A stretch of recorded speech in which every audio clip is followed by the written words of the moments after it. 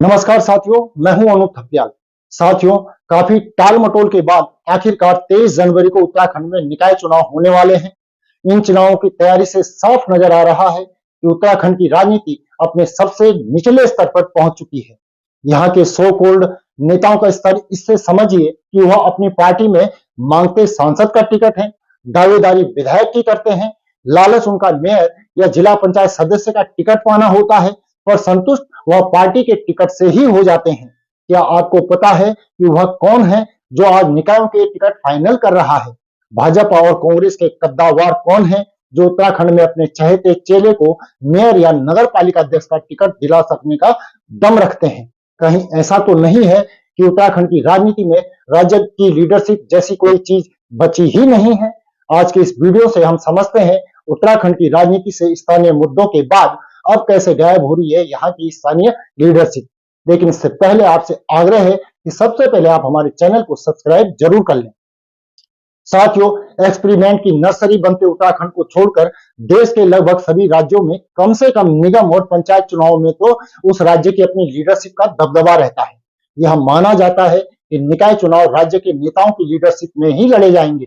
कुल मिलाकर कहा जाए तो इन चुनावों में केंद्र का दखल न्यूनतम से न्यूनतम ही होता है। उत्तराखंड की दोनों मुख्य पार्टियों के नेता इन चुनावों के लिए भी केंद्र का मुंह ताकते हैं। इस चुनाव में दोनों पार्टी के नेता साफ साफ कह रहे हैं कि मेयर का टिकट केंद्र तय करेगा। मेयर एक खाने कमाने वाला पद है।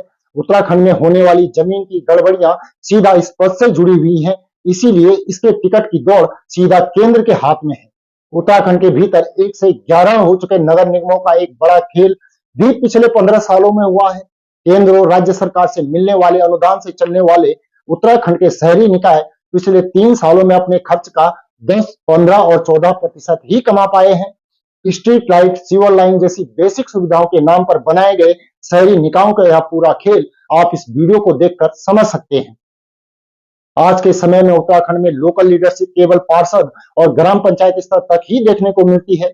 इससे ऊपर बढ़ने के लिए भाजपा और कांग्रेस का दामन ही नेताओं को विकल्प के तौर पर नजर आता है। इन दोनों पार्टियों के अलावा अधिकांश सीटों पर जमानत जब्त होने से बचना ही नेताओं का पहला संघर्ष होता है। इसका प्रमुख कारण उत्तराखंड की मुख्य धारा की राजनीति से जल, जंगल, जमीन, रोजगार और पलायन जैसे पहाड़ के स्थानीय मुद्दों का कमजोर होना है। उत्तराखंड में भू कानून से ज्यादा यूसीसी को मिलता महत्व बताता है कि राज्य की राजनीति में स्थानीय से ज्यादा राष्ट्रीय मुद्दे हावी हैं। अलग अलग आइडियोलॉजी के बावजूद कांग्रेस और भाजपा ने मिलकर राज्य की राजनीति में नेशनल एजेंडे हावी कर दिए हैं। निकाय चुनाव तक में उत्तराखंड के स्थानीय मुद्दे राजनीति का विषय नहीं बनते हैं। दोनों ही दलों ने उत्तराखंड में जो नीतियां लागू की हैं, उसमें पर्वतीय भूगोल, सामाजिक विविधता और नाजुक पारिस्थितिकी तंत्र से बनी कड़ी चुनौतियों को कभी ध्यान में ही नहीं रखा गया है। किसी से भी नहीं छुपा है कि उत्तराखंड के पर्वतीय क्षेत्रों में घरों और इमारतों का निर्माण अवैज्ञानिक तरीके से किया जाता है, जिसमें सीवेज सिस्टम हो या पूरी तरह गायब हो जाते हैं और निर्धारित लाइनों पर वह नहीं होते हैं। पहाड़ी का झुकाव, सेंटीमेंट की मोटाई और भार वहन क्षमता जैसे तकनीकी शब्द सरकारी कागजों से कभी बाहर ही नहीं निकल सके। नोट के भार से दबा यह विज्ञान और तकनीकी शब्दावली आपदा के बाद बस कागज काले करता है। उत्तराखंड में शायद ही ऐसा कोई शहरी निकाय होगा जिसके पास वेस्ट मैनेजमेंट या पार्किंग जैसी बेसिक मुद्दों का कोई सॉल्यूशन हो। पिछले 2 दशकों में पहाड़ी शहरों में आबादी लगभग दोगुनी हो गई है, जिससे सीमित संसाधनों पर दबाव बढ़ रहा है। उत्तराखंड के अधिकांश पर्वतीय हिस्सा सेंसिटिव जोन 4 और 5 में आता है।